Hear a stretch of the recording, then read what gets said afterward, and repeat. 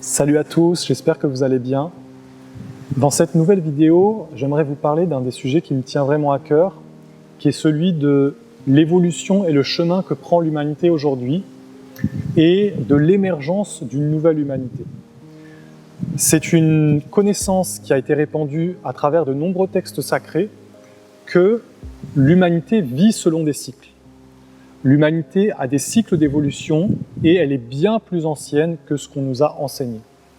L'humanité ne commence pas il y a 10 000 ans avec l'arrivée de Néandertal. Ce n'est pas une vérité, en tout cas pas selon l'enseignement et la tradition de la lumière. L'humanité est beaucoup plus ancienne et elle est passée par de nombreux cycles d'évolution, des cycles de croissance, des cycles où elle s'est quelque part structurée et où elle a même atteint des degrés de civilisation très évolués. Et ensuite, elle a toujours passé par des phases de décadence, de perte et quelque part de destruction. C'est quelque chose d'assez naturel parce que tout ce qui est vivant, tout ce qui est créé, tout ce qui naît, a toujours une naissance, une apogée et une mort. Ce serait totalement ridicule de croire qu'on pourrait vivre sur la Terre ou même qu'un peuple, qu'une civilisation pourrait vivre éternellement. Pourquoi ? Parce que tout ce qui est créé doit grandir et doit périr à un moment donné. En tout cas, c'est comme ça que ça fonctionne dans le monde de la création, dans le monde dans lequel nous sommes. Alors c'est une connaissance qui est bien répandue et qui a été connue dans les anciennes traditions, dans les anciens peuples, que l'humanité évolue à travers des cycles et qu'il y a des moments charnières dans son évolution. À travers de nombreux textes sacrés, notamment à travers des textes sacrés qui ont été donnés dans la Bible essénienne, on sait que le moment que nous vivons, l'époque que nous vivons, c'est-à-dire le 2e millénaire et principalement le 21e siècle, est un moment charnière dans l'évolution de l'humanité. Dans le sens que c'est un de ces moments dans lesquels beaucoup de choses pour le futur vont se jouer. Donc, c'est ce sujet, ce thème que j'aimerais aborder dans cette vidéo, et notamment, j'aimerais vous montrer selon moi, qu'est-ce que va être l'avenir de l'humanité, qu'est-ce qu'on peut attendre du futur de l'humanité, et pour moi, la nécessité, mais plus que la nécessité, c'est-à-dire le fait qu'une nouvelle humanité de lumière va émerger dans notre siècle. Pourquoi ? Parce qu'il y a toutes les conditions qui sont réunies pour cela. Mais avant de vous parler de ça, j'aimerais un peu faire un point sur l'histoire en fait du monde qu'on connaît. Le plus ancien qu'on peut remonter, en tout cas en termes de civilisation, ce sont des civilisations comme les Sumériens, comme certains peuples en Chine ou alors en Amérique du Sud ou en Amérique centrale, qui étaient des civilisations finalement déjà structurées, déjà quand même assez évoluées, qui avaient un système, qui avaient une écriture, qui avaient un gouvernement et même pour certains qui ont réalisé des grandes choses. Parmi toutes ces civilisations anciennes, la plus grande, on va dire, qui a brillé à notre époque est celle de l'Égypte ancienne, l'Égypte des pharaons.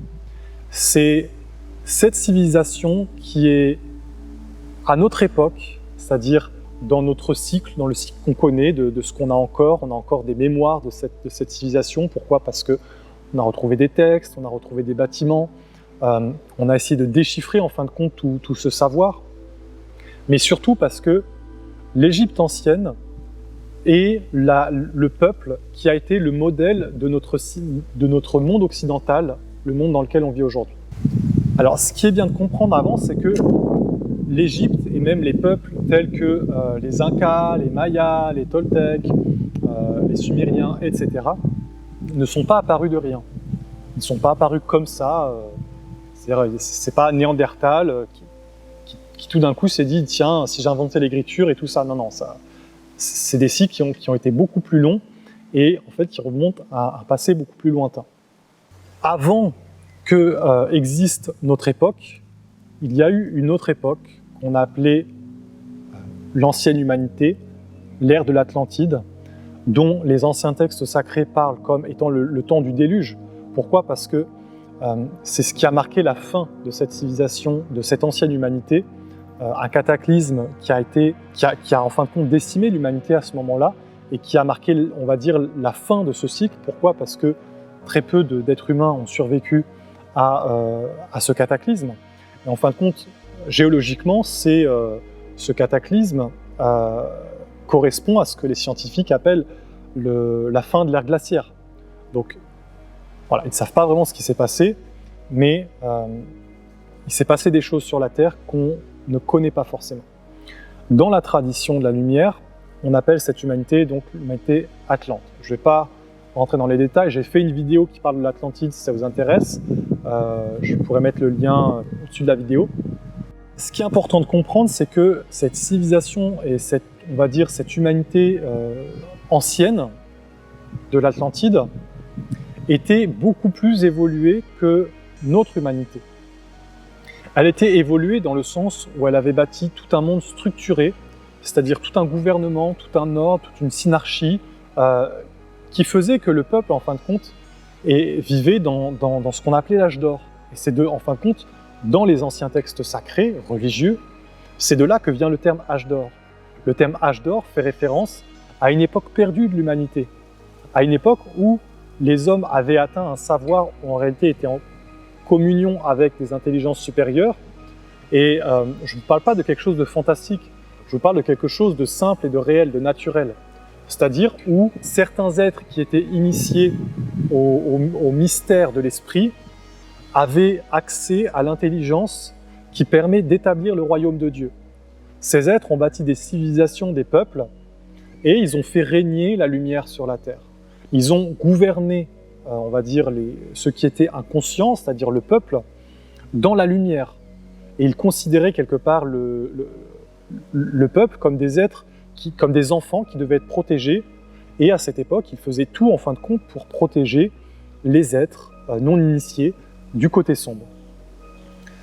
Mais bien sûr, comme l'humanité, en fin de compte, et comme l'être humain est un être qui est en contact avec les mondes spirituels, il y a toujours la possibilité de la dualité, c'est-à-dire d'être soit dans l'aspect de la lumière, soit d'être séduit par le côté sombre. Qu'est-ce que c'est le côté sombre? C'est rien d'extraordinaire, c'est-à-dire ce sont les contre-vertus.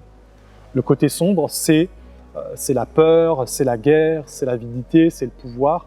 C'est ce qui fait en fin de compte qu'un homme veut prendre le dessus sur un autre, qu'un peuple veut prendre le dessus sur un autre, en fin de compte, qu'on va entrer dans un monde où on va utiliser des instruments comme la méchanceté, comme le contrôle, comme la domination, en fin de compte, pour vivre. Et ça, c'est ce qui s'est toujours passé dans l'humanité. C'est-à-dire que lorsque les êtres ont perdu le lien avec l'intelligence de la vie, ils ont automatiquement été attrapés par les ténèbres. C'est ce qui s'est passé en Atlantide. L'Atlantide a dégénéré, elle a chuté, elle a été détruite. Les initiés qui avaient encore le savoir ont survécu et en fin de compte ont fondé des colonies. Ce qui a fait apparaître des peuples totalement extraordinaires dont on ne comprend rien du tout, comme l'Égypte ancienne, comme les Incas, comme les Mayas et comme bien d'autres peuples qui ont existé sur la Terre et qui ont fait des choses assez extraordinaires. Donc voilà, il faut bien comprendre que l'Égypte ancienne, elle est née d'initiés qui avaient la connaissance de cet ancien monde, c'est-à-dire la connaissance de la reliance avec le monde de l'esprit. Ce qui fait que l'Égypte ancienne a été bâtie sur le modèle du lien avec le monde de l'esprit. Et tout ce qui a été fait en Égypte a été fait pour honorer le monde de l'esprit, pour vivre avec le monde de l'esprit.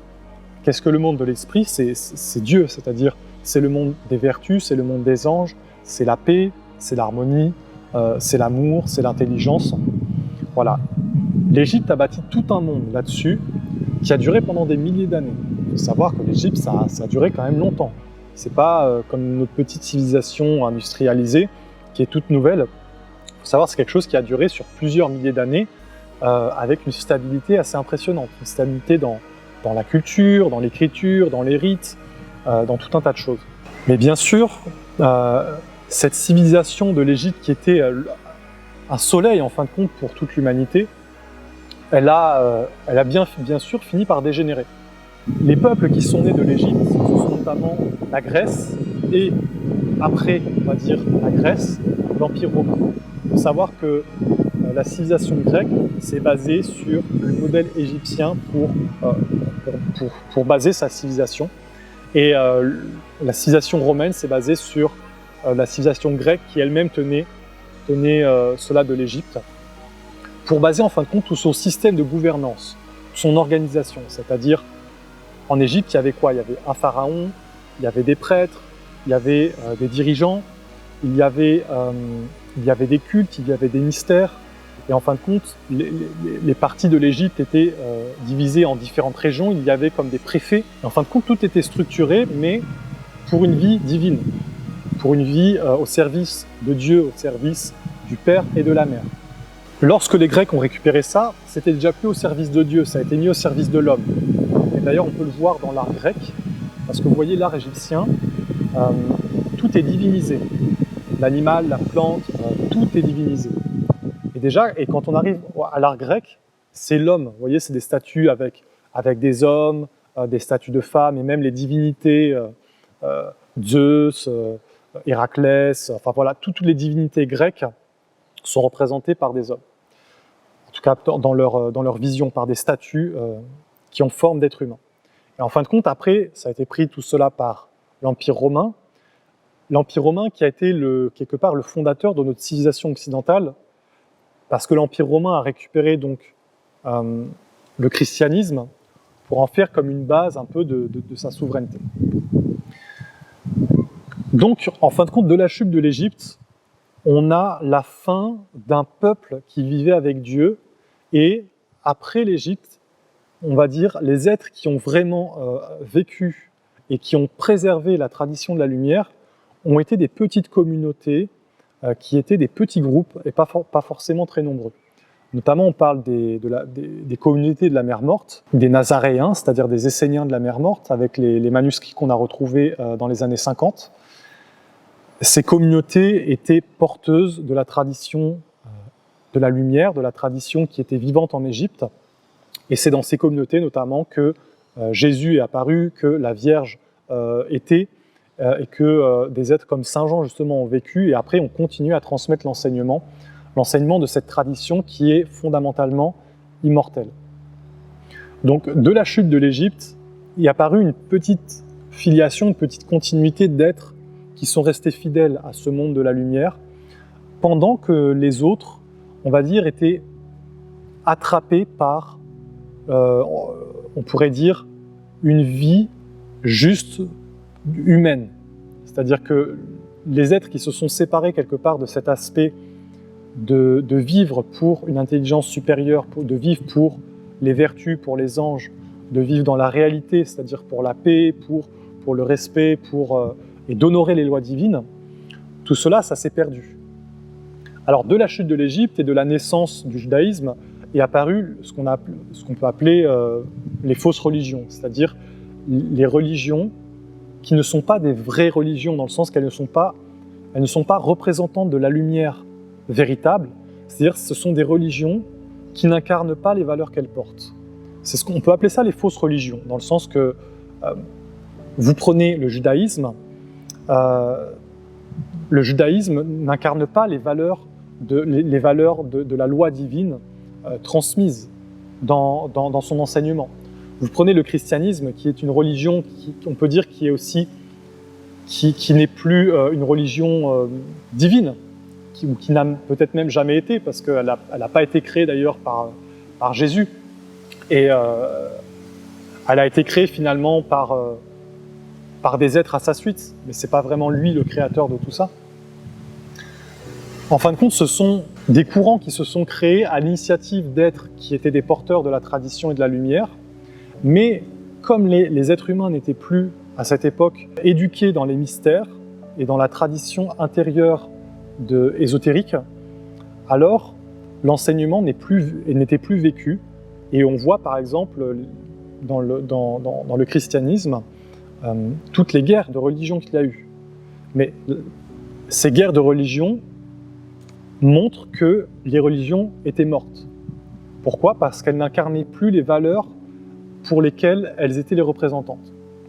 Donc on a eu, après la chute de l'Égypte, énormément de religions qui sont nées par des êtres de la tradition, qui ont porté cette tradition et qui ont cherché à la partager d'une façon authentique, mais ceux qui sont venus après eux n'ont pas été capables d'incarner la lumière et de lui donner un visage réel sur la terre.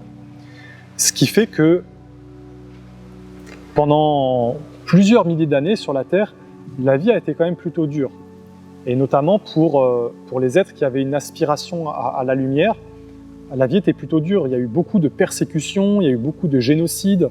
En Europe, par exemple, on a tué beaucoup de femmes parce que, soi-disant, elles étaient des sorcières. On a tué beaucoup d'êtres religieux, comme les Cathares, comme les Templiers. On a aussi exterminé les Bogomiles en Bulgarie, les Manichéens. Il y a eu énormément de persécutions envers les êtres qui voulaient vivre des vraies valeurs, qui voulaient vivre en fin de compte ce qu'on appelle le royaume de Dieu, le royaume de la lumière sur la terre. Donc quelque part, c'est une sorte de dégénérescence de l'humanité. On peut dire que l'Égypte était le dernier bastillon de la lumière, et après la lumière s'est effondrée sur la terre. Et alors, voilà, on a connu plusieurs milliers d'années d'une vie difficile sur la terre. Pourquoi ?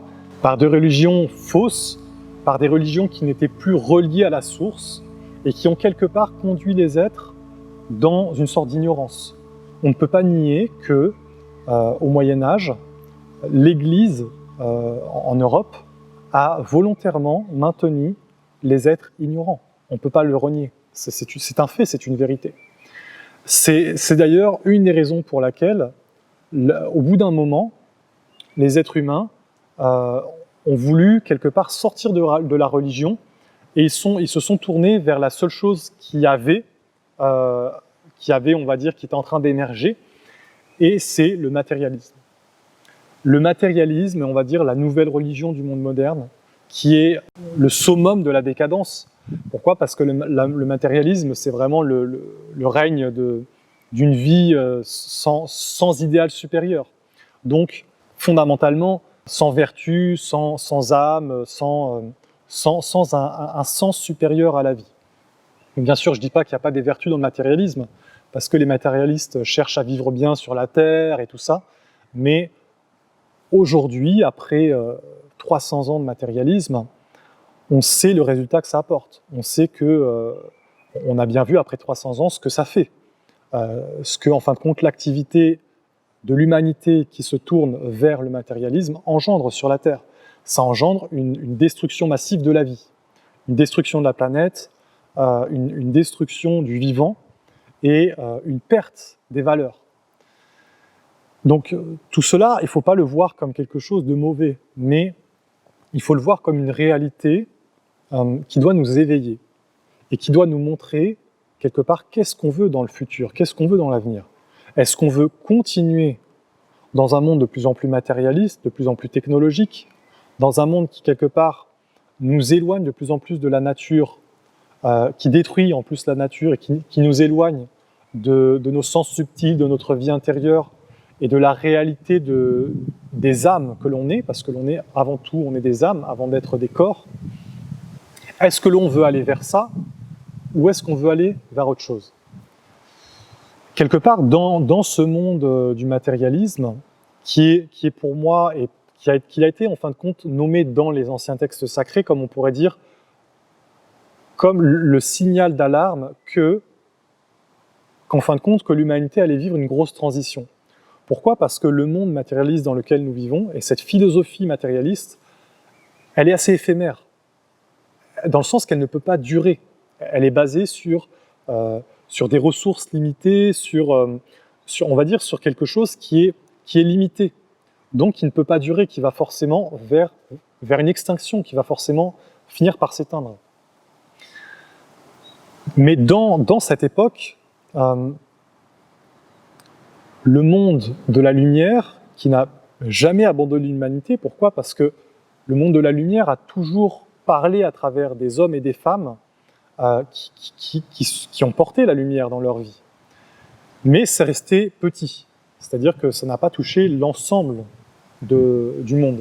Cette intelligence de la lumière, cette tradition immortelle, elle a toujours perduré.